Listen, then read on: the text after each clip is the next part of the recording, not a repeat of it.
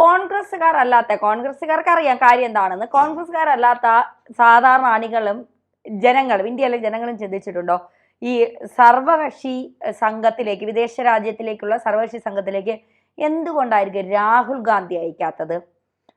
മണ്ടത്തരം മാത്രം വിളിച്ചു പറയുന്ന, വാ തുറന്നാൽ ഇന്ത്യക്കെതിരെ പല രാജ്യങ്ങളിലും ചെന്നിരുന്ന മണ്ടത്തരം മാത്രം വിളമ്പുന്ന രാഹുൽ ഗാന്ധി എന്തുകൊണ്ടായിരിക്കാം ഈ നമ്മുടെ ശശി തരൂരിനെയാണ് അതിൻ്റെ 7 പ്രതിനിധി സംഘങ്ങളിൽ ഒരു സംഘത്തിന്റെ ചുമതല ശശി തരൂരിനാണ് നൽകിയിരിക്കുന്നത്.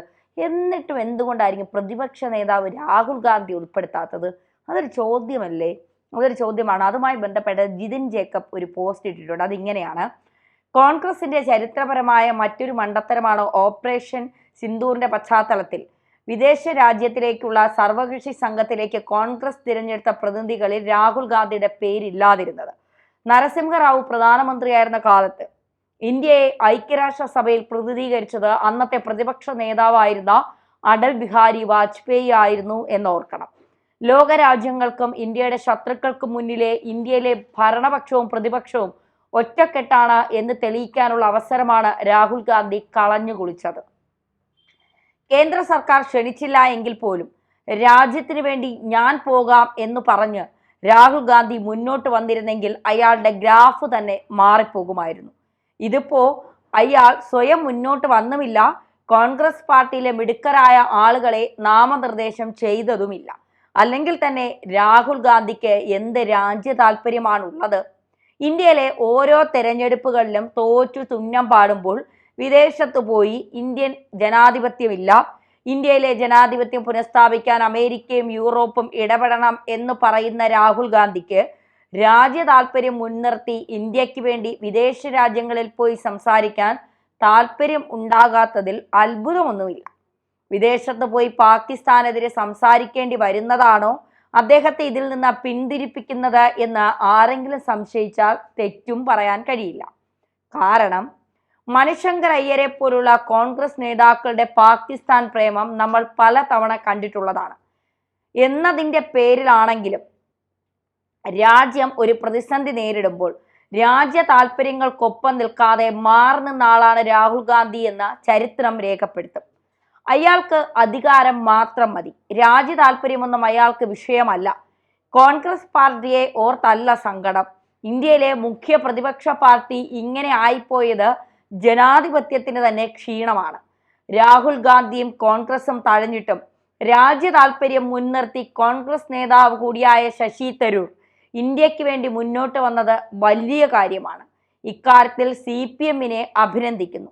അവർക്ക് വേണമെങ്കിൽ റഹീമിനെയോ മറ്റോ വിടാമായിരുന്നു. പക്ഷേ കൂട്ടത്തിൽ മികച്ചു നിൽക്കുന്ന ബ്രിട്ടാസിനെയാണ് രാജ്യത്തെ പ്രതികരിക്കാൻ CPM അയക്കുന്നത്. രാഹുൽ ഗാന്ധി ഇപ്പോൾ കാണിച്ച ഈ വിവരക്കേടിന് കോൺഗ്രസ് പാർട്ടി കനത്ത വില നൽകേണ്ടി വരും എന്നുറപ്പ്. ഇന്ത്യൻ ജനത അതിന് ബാലറ്റിലൂടെ തന്നെ വീണ്ടും മറുപടിയും നൽകും. രാഹുൽ ഗാന്ധിയെ പോലുള്ള വിവേകശൂന്യർ തലപ്പത്തിരിക്കുന്നത് കൊണ്ട് ഇന്ത്യയിൽ പ്രതിപക്ഷം എന്നത് വെറും ദുർബലരാണ് എന്നത് ആശങ്കപ്പെടുത്തുന്ന കാര്യം തന്നെയാണ്. BJP പോലും അത് ആഗ്രഹിക്കുന്നില്ല. ഇന്ത്യൻ ജനാധിപത്യത്തിന് അത് ഒരിക്കലും നല്ലതുമല്ല എന്നതാണ് യാഥാർത്ഥ്യം. യഥാർത്ഥത്തിൽ രാഹുൽ ഗാന്ധി പോകാതിരുന്നത് നല്ല കാര്യം തന്നെയാണ്. കാരണം മണ്ടത്തരം മാത്രം പറയുന്ന, ചരിത്രത്തെക്കുറിച്ച് ഒന്നും അറിയാത്ത, പാകിസ്ഥാനെ അമിതമായി പ്രേമിക്കുന്ന, അമേരിക്കയും യൂറോപ്യൻ രാജ്യങ്ങളെയും ഇന്ത്യക്കാൾ കൂടുതൽ സ്നേഹിച്ച് നെഞ്ചിലേറ്റി വെക്കുന്ന രാഹുൽ ഗാന്ധി പോകാതിരിക്കുന്നതാണ് ഒരു കണക്കിന് നല്ലത്. അത് ഒരുപക്ഷെ മനസ്സിലാക്കിയിട്ടാകും കോൺഗ്രസ് അത്തരം ഒരു തീരുമാനം എടുത്തത് എങ്കിൽ അത് വളരെ നല്ല കാര്യമെന്നേ ഞാൻ പറയൂ. കാരണം രാജ്യത്തെ സ്നേഹിക്കാൻ ആരും പഠിപ്പിക്കേണ്ട കാര്യമില്ല. രാജ്യസ്നേഹം എന്ന് പറയുന്നത് നമ്മൾ വളർന്നു വരുമ്പോഴേ നമ്മുടെ മനസ്സിലുള്ള അതാരും പറഞ്ഞു പഠിപ്പിക്കേണ്ട, അടിച്ചേൽപ്പിക്കേണ്ട കാര്യമല്ല. ഈ ഇന്ത്യയിൽ ഇരുന്നു കൊണ്ട് പാകിസ്ഥാന് വേണ്ടി ചാരപ്പണി നടത്തുന്ന പലരും ഉണ്ടല്ലോ.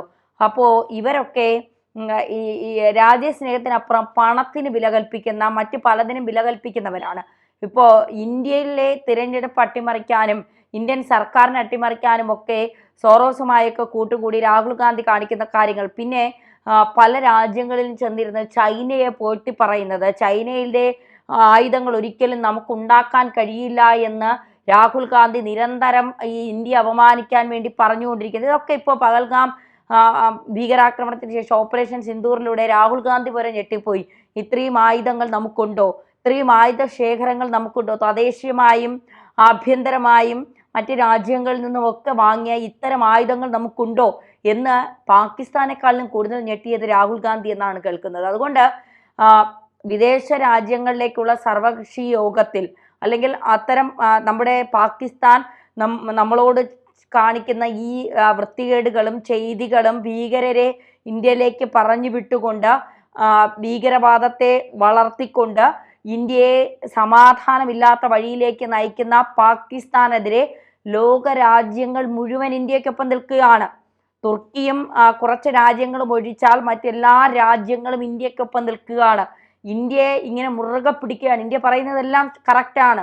സാമ്പത്തികമായി വളരാൻ ഇഷ്ടമില്ലാത്ത ജനങ്ങളുടെ ഉന്നമനം ലക്ഷ്യമില്ലാത്ത പാകിസ്ഥാൻ ഇപ്പോൾ ഈ കിടന്ന് തിളയ്ക്കുന്നത് ഭീകരവാദത്തെ വളർത്താനാണ്. ഇപ്പൊ IMF പോലും 100 കോടി രൂപ കൊടുത്തപ്പോൾ ഉപാധികളല്ല നിബന്ധനയാണ് പറഞ്ഞിരിക്കുന്നത്. മര്യാദയ്ക്ക് ഈ നിബന്ധനകൾ പാലിച്ചില്ലെങ്കിൽ അടുത്ത തവണ കടവും ചോദിച്ചുകൊണ്ട് വരുമ്പോൾ മുക്കാലിൽ കെട്ടിയിട്ട് അടിക്കുമെന്നാണ് IMF പറഞ്ഞിരിക്കുന്നത്. അപ്പോൾ പാകിസ്ഥാനെ സംബന്ധിച്ചിടത്തോളം സാമ്പത്തികമായി തകർന്ന് തരിപ്പണമായി നിൽക്കുകയാണ് പാകിസ്ഥാൻ. എന്നിട്ടും ഇന്ത്യയെ കോപ്പി പേസ്റ്റ് ചെയ്തുകൊണ്ട് പാകിസ്ഥാൻ പ്രതിനിധി സംഘത്തെ പല രാജ്യങ്ങളിലേക്കും അയക്കുന്നുണ്ട് എന്നത് മറ്റൊരു കാര്യം.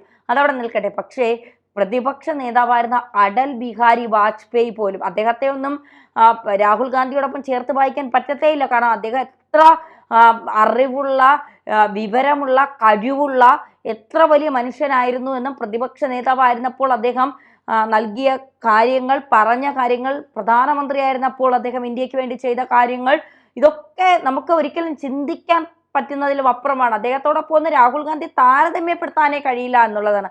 അടൽ ബിഹാരി വാജ്പേയി എവിടെ നിൽക്കുന്നു, രാഹുൽ ഗാന്ധി എവിടെ കിടക്കുന്നു, അതാണ് നമ്മുടെയൊക്കെ ചോദ്യം. കാരണം അത്രമാത്രം അധപ്പതിച്ചു പോയിരിക്കുന്നു ഇന്ത്യയിലെ പ്രതിപക്ഷം എന്ന് പറയുന്നത്. ഈ കോൺഗ്രസിന്റെ പ്രതിപക്ഷ നേതാക്കന്മാര് അങ്ങനെയാണ്. ഇപ്പൊ കേരളത്തിലെ പ്രതിപക്ഷ നേതാവ് VD സതീശനെ കൊണ്ട് എന്തെങ്കിലും ഗുണമുണ്ടോ? ഒരു ഗുണവുമില്ല. മുഖ്യമന്ത്രി കുപ്പായം തച്ചു വെച്ചുകൊണ്ട് മുഖ്യമന്ത്രി കസേരയ്ക്ക് വേണ്ടി ആടി ഉലയുന്ന, അല്ലെങ്കിൽ മുഖ്യമന്ത്രി കസേരയ്ക്ക് വേണ്ടി കടിപിടി കൂട്ടുന്ന ഒരു പാഴ് ജന്മം. അത് മാത്രമാണ് ഇപ്പൊ VD സതീശൻ. അതുപോലെ തന്നെയാണ് രാഹുൽ ഗാന്ധി ഒന്നും കൊണ്ടുപോയിട്ട് ഒരു കാര്യമില്ല. അതിലും മികച്ചത് എന്താ പറയുക, ശശി തരൂർ തന്നെയാണ് എന്ന് കോൺഗ്രസിന് അറിയാം. അതുകൊണ്ടാണ് പാർട്ടി പോലും പറഞ്ഞിട്ടും രാജ്യസ്നേഹം മുൻനിർത്തിക്കൊണ്ട് തരൂർ ഈ പ്രതിനിധി സംഘത്തെ നയിച്ചുകൊണ്ട്, 7 അംഗ പ്രതിനിധി സംഘത്തെ, ഒരു സംഘത്തെ നയിച്ചുകൊണ്ട് ശശി തരൂർ പോകുന്നത്. തരൂറിനപ്പുറം എന്താ പറയുക, വലുതൊന്നുമല്ല രാഹുൽ ഗാന്ധി എന്ന് ഈ സമയമെങ്കിലും രാഹുൽ ഗാന്ധി ഒന്ന് മനസ്സിലാക്കിയാൽ നന്നായിരിക്കും.